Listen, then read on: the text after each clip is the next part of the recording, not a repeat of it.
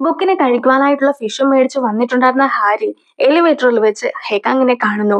അങ്ങനെ ഇരിക്കെ എലിവേറ്ററിന് ചെറിയൊരു കംപ്ലൈന്റ് ഒക്കെ പറ്റുന്ന സമയത്ത് ഹെക്കാങ് ഒരുപാട് പേടിച്ചു പോകുന്നുണ്ട്. എങ്കിൽ പോലും ഹാരി വളരെ കൂളായിട്ടായിരുന്നു ഇടപെട്ടിട്ടുണ്ടായിരുന്നത്. എന്തായാലും ഇതുപോലെ ഹേക്കാങ് ഈ ഒരു അപ്പാർട്ട്മെന്റിന്റെ തന്നെ പ്രസിഡന്റ് ആണല്ലോ. ഇടയ്ക്കിടയ്ക്ക് എല്ലാം തന്നെ ഈ എലിവേറ്റർ കംപ്ലൈന്റിലും ആക്കുന്നുണ്ട്. സോ റിസർവ് ഫണ്ട് ഒക്കെ ഉപയോഗിച്ചുകൊണ്ട് ഈ എലിവേറ്ററിന്റെ പണിയെങ്കിലും നല്ല രീതിക്ക് നടത്തുവാനായിട്ട് ഹാരി പറയുമ്പോഴത്തേക്കും ഹേക്കാങ്ങിന് മറ്റൊരു ഐഡിയ തോന്നുന്നു. ഹേക്കാങ് ഇപ്പോൾ മീറ്റിംഗ് ഒക്കെ വിളിച്ചു കൂട്ടിയതിനു ശേഷം ഒരുപാട് കംപ്ലൈന്റ്സ് ഒക്കെ വന്നിട്ടുണ്ട് എന്ന് പറഞ്ഞിട്ട് കൺസ്ട്രക്ഷനിലുള്ള ചെറിയ ചെറിയ പോരായ്മകളെ കുറിച്ചൊക്കെ പറയുന്നു. കൂടാതെ ഇതെല്ലാം തന്നെ ശരിയാക്കുവാനായിട്ട് റിസർവ് ഫണ്ടിന്റെ ആവശ്യമുണ്ട്.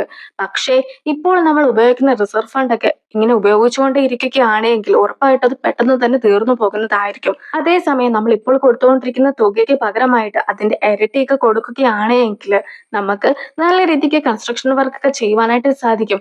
ഫ്യൂച്ചറിലും ഈ ഒരു കൺസ്ട്രക്ഷനുമായി ബന്ധപ്പെട്ട് ടെൻഷൻ അടിക്കേണ്ടതായിട്ടും വരികയില്ല എന്ന് ഹേക്കാങ്ങും പറയുന്നു. ഇത്രയും കാലം നമ്മൾ ഒരേ എമൗണ്ട് ഒക്കെ കൊടുത്തിട്ട് പെട്ടെന്ന് എമൗണ്ട് ഒക്കെ ഇരട്ടിയായിട്ട് വർദ്ധിപ്പിക്കുക എന്ന് പറയുമ്പോഴത്തേക്കും അതിൽ കുറച്ചൊക്കെ ബുദ്ധിമുട്ടില്ലേ എന്ന് റോയിയുടെ അമ്മയും ജിന്നും ഒരുപോലെ ചോദിക്കുന്നു. അതേസമയം ഈ ഒരു ബിൽഡിംഗ് ഒക്കെ പണിതതിനു ശേഷം ഇതുവരെയായിട്ടും മാസം അടയ്ക്കുന്ന തുക കൂട്ടിയിട്ടില്ല. പക്ഷെ ഒരുപാട് വർക്കുകൾ എല്ലാ തവണയും വന്നുകൊണ്ടേയിരിക്കുന്നു. അങ്ങനെയിരിക്കെ ഇങ്ങനെ പോവുകയാണെങ്കിൽ നമ്മളുടെ കയ്യിൽ പണം തീരുക മാത്രമേ ചെയ്യുകയുള്ളൂ. പക്ഷെ ഇരട്ടിയായിട്ടൊക്കെ വർദ്ധിപ്പിക്കുവാനായിട്ട് ശ്രമിക്കുകയാണെങ്കിൽ നമുക്ക് നല്ല രീതിക്ക് ഇവിടുത്തെ എല്ലാ വർക്കുകളും കംപ്ലീറ്റ് ചെയ്യുവാനായിട്ട് സാധിക്കുമെന്ന് ഹേക്കാങ്ങും അവരോട് പറയുന്നു. ഈ ഒരു കാര്യത്തിൽ പലർക്കും പല അഭിപ്രായമായിരുന്നു ഉണ്ടായിരുന്നത്. അതുകൊണ്ട് തന്നെ നമുക്കൊരു കാര്യം ചെയ്യാം. ഇവിടെ താമസിക്കുന്ന ആൾക്കാരുടെ അഭിപ്രായമൊക്കെ നോക്കിയിട്ട് വോട്ടിങ്ങിലൂടെ ഈ കാര്യം ചെയ്യണോ വേണ്ടയോ എന്ന് തീരുമാനിക്കാമെന്ന് ഹേക്കാങ് അറിയിക്കുന്നു. മാത്രമല്ല ഈ ഒരു സമയത്ത് സിയോയുടെ കൂടെ നേരത്തെ ഉണ്ടായിരുന്ന റെപ്രസെന്റേറ്റീവ്സ് എല്ലാം തന്നെ ഇതിനോട് യോജിക്കുന്നുമുണ്ട്.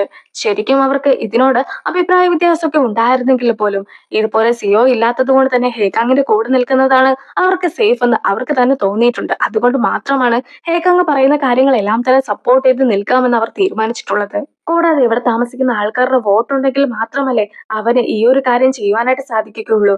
സോ എന്തായാലും ആരും ഇതുപോലെ ഇരട്ടിയായിട്ട് തുക വർദ്ധിപ്പിക്കുന്നതിൽ സപ്പോർട്ട് ചെയ്യുകയില്ല എന്ന അഭിപ്രായത്തിലാണ് അവരുള്ളതും. ഈ ഒരു റിസർവ് ഫണ്ട് വർദ്ധിപ്പിക്കുവാനായിട്ട് എങ്ങനെയാണ് ബാക്കിയുള്ള ആൾക്കാർ വോട്ട് ചെയ്യുക എന്ന സംശയത്തിലായിരുന്നു എല്ലാവരും ഉണ്ടായിരുന്നെങ്കിൽ പോലും ഹേക്കാങ്ങിന്റെ അടുത്ത് വ്യക്തമായിട്ടുള്ള ഒരു പ്ലാൻ ഉണ്ടായിരുന്നു. അടുത്ത ദിവസം മുതൽ എലിവേറ്ററിനൊക്കെ കംപ്ലൈന്റ് സംഭവിക്കുന്നു. പലർക്കും എലിവേറ്റർ യൂസ് ചെയ്യുവാനായിട്ട് സാധിക്കാതെ പകരമായിട്ട് സ്റ്റെപ്പ് ഒക്കെ ഉപയോഗിക്കേണ്ടതായിട്ട് വരികയാണ്.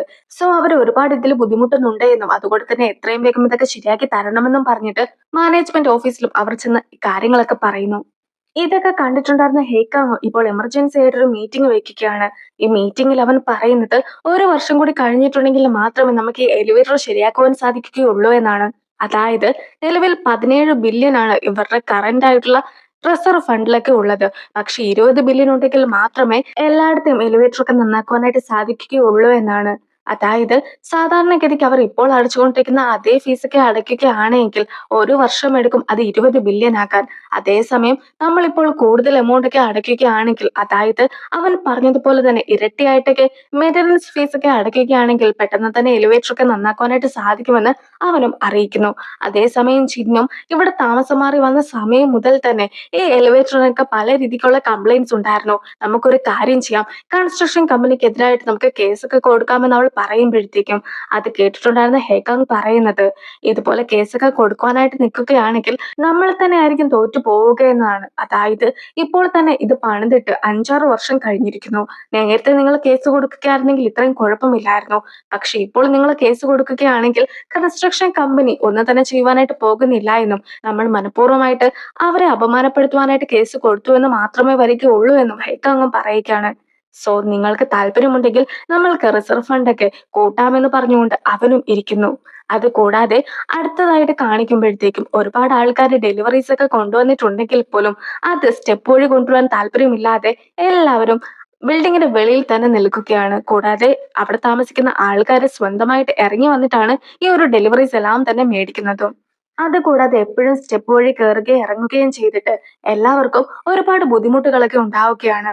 സോ ആൾക്കാരുടെ വോട്ടിങ്ങിന് ശേഷം ഹേക്കാങ് പറഞ്ഞതുപോലെ തന്നെ റിസർവ് ഫണ്ട് ഇരട്ടിയായിട്ടൊക്കെ വർദ്ധിപ്പിക്കുവാനായിട്ട് 52% ആൾക്കാര് ഹേക്കാങ്ങിനെ സപ്പോർട്ട് ചെയ്ത് വോട്ട് ചെയ്തിട്ടുണ്ട്. സോ ഈ ഒരു കാര്യത്തിലും ഹേക്കാങ് തന്നെ വിജയിക്കുന്നു. ഇനി മുതൽ മെയിന്റനൻസ് ഫണ്ടൊക്കെ ഇരട്ടിയായിട്ട് വർദ്ധിപ്പിച്ചിട്ടായിരിക്കും റിസർവ് ഫണ്ടിലേക്ക് ആ ഒരു എമൗണ്ട് ഒക്കെ വരിക എന്ന കാര്യം സെക്രട്ടറിയും ഇപ്പോൾ ലീനെ അറിയിക്കുന്നു. അത് കേട്ട് ലീയും ഒരുപാട് ഹാപ്പി ആക്കുന്നു. യഥാർത്ഥത്തിൽ ഇതെല്ലാം തന്നെ ചെയ്തതിന് പിന്നിലും ഹേക്കാങ് തന്നെയായിരുന്നു.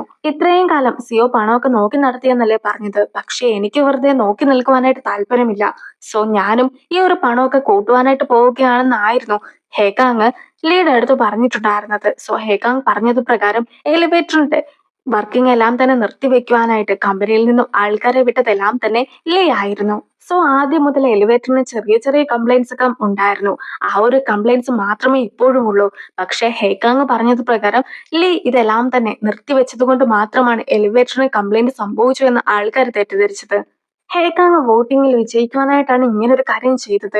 ഇപ്പോൾ വോട്ടിംഗ് ഒക്കെ അവസാനിച്ചത് കൊണ്ട് തന്നെ എലിവേറ്ററിന്റെ കമ്പനിയിൽ നിന്നും ആൾക്കാരൊക്കെ വിട്ടിട്ട് നമുക്കത് പഴയതുപോലെ ആക്കി കൊടുക്കാമെന്ന് സെക്രട്ടറിയും പറയുന്നു. പക്ഷെ നിലവില് ഹേക്കാങ് എല്ലാവരോടും എലിവേറ്റർ ഒക്കെ മാറ്റി കൊടുക്കാമെന്നല്ലേ പറഞ്ഞത്. ആ ഒരു കാര്യത്തിൽ നമ്മൾ എന്ത് ചെയ്യുമെന്ന് സെക്രട്ടറി ചോദിക്കുമ്പോഴത്തേക്കും 20 ബില്യൺ ആക്കുമ്പോഴത്തേക്കുമാണ് എലിവേറ്ററിന്റെ കംപ്ലൈന്റ് ഒക്കെ മാറ്റിയിട്ട് പുതിയത് വെക്കാമെന്ന് ഹേക്കാങ് പറഞ്ഞിട്ടുണ്ടായിരുന്നത്. സോ 20 ബില്യൺ ആകുന്നോടം വരെ ആൾക്കാർ ഒരു രീതിക്കും ശല്യം ചെയ്യുവാനായിട്ട് പോകുന്നില്ല എന്നാണ് ലിയും പറഞ്ഞു കൊടുക്കുന്നത്. മാത്രമല്ല ഹേക്കാങ് ഇതിനു മുമ്പ് ഒരു ഗാങ്സ്റ്റർ ഗ്രൂപ്പിലൊക്കെ ആയിരുന്നല്ലോ ഉണ്ടായിരുന്നത്. അവിടുത്തെ ഇതിനു മുമ്പിലത്തെ എക്സ് ബോസ് ഉണ്ട്. ആ ബോസിനെ സൺ എന്ന വ്യക്തി അറസ്റ്റ് ചെയ്ത് പിടിച്ചു വെച്ചിരിക്കുകയാണ്. ഈ സൺ എന്നത് നമ്മുടെ വൺ ക്ലബിൽ ചേരുവാനായിട്ട് വന്നിട്ടുണ്ടായിരുന്ന കമ്മീഷണറുടെ അടുത്ത ആളാണ്. കൂടാതെ ഈ സണ്ണിന് പണം കൊടുക്കുവാനായിട്ടാണ് ഹേക്കാങ് ഇതുപോലെ റിസർവ് ഫണ്ട് ഒക്കെ മോഷ്ടിക്കുവാനായിട്ട് എത്തിയിട്ടുണ്ടായിരുന്നെന്ന കാര്യം സെക്രട്ടറിയും ഇപ്പോൾ ലീനെ അറിയിക്കുന്നു. ഹാരിയുടെ ചേച്ചീനെ ഇപ്പോൾ ലീം വന്ന് കാണുകയാണ്. സിഒ ആയിരിക്കും പണമൊക്കെ തട്ടിയെടുത്തിട്ടുണ്ടാവുക എന്നാണ് ഹാരിയുടെ ചേച്ചി വിചാരിച്ചിരുന്നെങ്കിൽ പോലും യഥാർത്ഥത്തിൽ നിങ്ങളുടെ കയ്യിൽ നിന്നും പണമൊക്കെ എടുത്തിട്ടുണ്ടായിരുന്നത് ഞാനാണെന്ന് പറഞ്ഞ് ലീയും സ്വയം പരിചയപ്പെടുത്തുന്നു. ഇത്രയും കാലം ആർക്കും സംശയം തോന്നാത്ത രീതിക്ക് തന്നെയായിരുന്നു നീയും വർക്കൊക്കെ ചെയ്തിട്ടുണ്ടായിരുന്നത്. നിന്റെ വർക്കൊക്കെ എനിക്ക് ഒരുപാട് ഇഷ്ടപ്പെട്ടിട്ടുണ്ടായിരുന്നു. ഉടനെ തന്നെ ജോലി നിർത്തുവാനായിട്ട് നീ പ്ലാൻ ചെയ്യുന്ന കാര്യം ഞാൻ അറിഞ്ഞു. നീ ഒരിക്കലും ജോലി നിർത്തി പോവരുത്.